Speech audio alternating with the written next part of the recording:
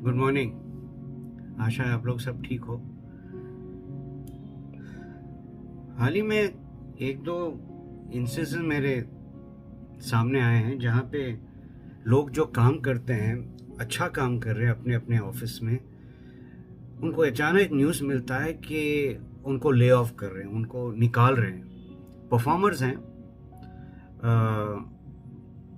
Consistent performers हैं, अच्छे खासे रिवॉर्ड्स भी मिल चुके हैं, लेकिन अचानक उनको एक मैसेज आता है वाया ईमेल कि अब उनके रिक्वायरमेंट है नहीं। अब ऐसे इंस्टेंसेस मैंने कई बार देखे हैं क्या, मेरे साथ हुआ है। एक बार नहीं, दो बार, जहां पे मुझे बोलते हैं कि अब आपकी ज़रूरत नहीं है। कारण जो भी हो, मेरे साथ जो कारण था कि वो डिपार्टमेंट ही बंद हो रहा था, and because of financial constraints वो लोग उस डिपार्टमेंट को ही रद्द कर रहे थे।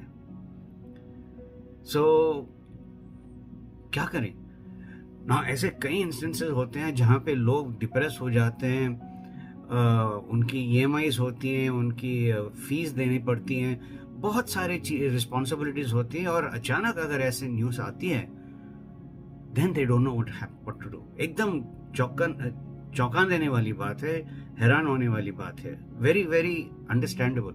लेकिन उसके बाद क्या, व्हाट डू यू डू? खास करके जब आप सोल ब्रेडविनर हो, जो जहां पे आपका किचन आपके जरिए चलती है।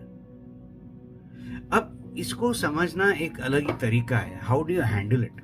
देखो, एक होता है कि शौक होना और फिर बिल्कुल ही बिखर जाना, रोना धोना, वो सब, वो मैं कहता हूँ ड्रामा शुरू हो जाता है। ड्रामा क्रिएशन होता है हमारे दिमाग के अंदर, बाहर कुछ नहीं होता है। It is the very shock that derails you. वो कहते हैं ना, वो पटरी से ट्रेन ही निकल जाती है।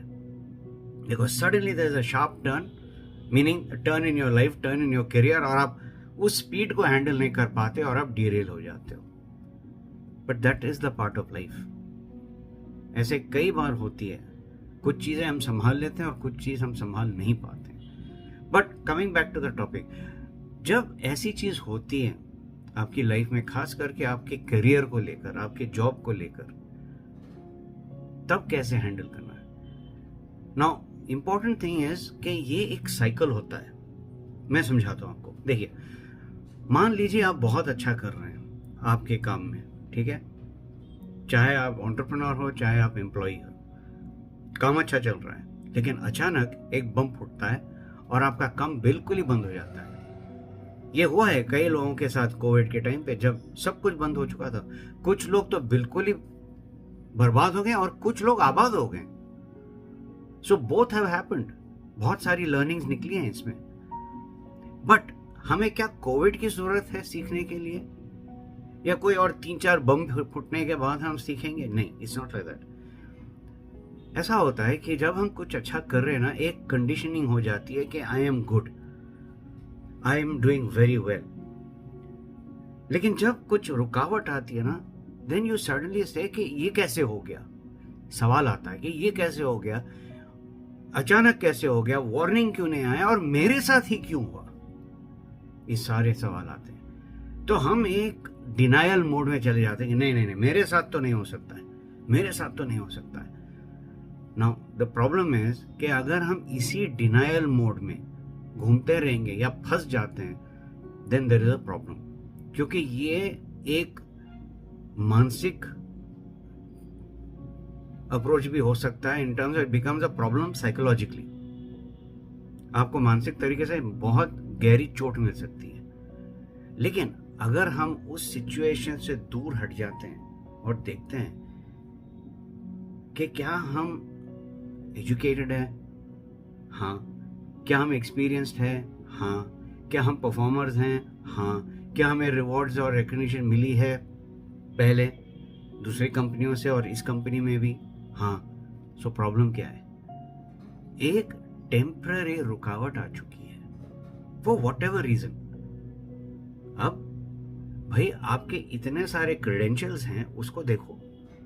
आपको पता चलेगा कि आपके पास वो सारे गुण हैं जिससे आप दोबारा अपने आप को लॉन्च कर सकते हो। कई बार आपने ये भी सुना होगा कि किसी को नौकरी से निकलना पड़ता है और वो कहीं और जाके नौकरी लगती है और वो बोलते हैं अच्छा हुआ मैं वहां से निकल गया, मुझे उससे अच्छा नौकरी यहां मिला है। How is he able to say it? ये कैसे बोल सक रहा है? क्योंकि उन्हें एक बहाना चाहिए था निकलने के लिए, लेकिन कर नहीं पा रहे थे। They were not able to resign, they were not able to say अब बस बहुत हो गया, मैं यहाँ नहीं काम करने वाला हूँ, मैं कुछ और करने वाला हूँ। और उस कॉन्फिडेंस से रेजिग्नेशन डाला और निकल गए। कई लोगों को ये प्रॉब्लम होती है कि अगर नहीं होगा तो, अगर अच्छा नहीं मिला तो। ये तो वाला बट वाला जो क्वेश्चन है, ये एक बहुत ही डाइसी क्वेश्चन है। लेकिन अगर आप ये डाउट को बाजू रखते हैं और अपनी कैपेबिलिटीज पे ध्यान देते हो कि अगर मैं पहले एक नहीं 2 बार 3 4 बार कर चुका हूं पिछले दूसरे कंपनीज में, दूसरे बिजनेसेस में, तो अब क्यों नहीं? शायद यूनिवर्स बोल रहा है कि बहुत हो गया है यहाँ पर, अब तुम्हें और कुछ करना चाहिए, खुद के लिए नहीं लेकिन दूसरों के लिए भी। और वो कदम लेना जरूरी है। मेरे साथ 2 बार हो चुका है। 4 महीने 6 महीने तक कोई नौकरी नहीं, बट मैं लगातार अपने ऊपर काम करता गया, अपस्किलिंग की, अप्लाई करता गया और मिल गया। मुझे कभी भी डाउट नहीं था कि मुझे कुछ नहीं मिलेगा। और दूसरी चीज, ये अगेन एक माइंडसेट है कि अगर वो नौकरी नहीं मिलती है या वो बिजनेस नहीं मिलता है जिससे आपको एक लगाव है, आप करना चाहते हो, कोई बात नहीं, टेम्पररी कुछ और कर लो ताकि किचन चल सके, घर चल सके, आप चल सको।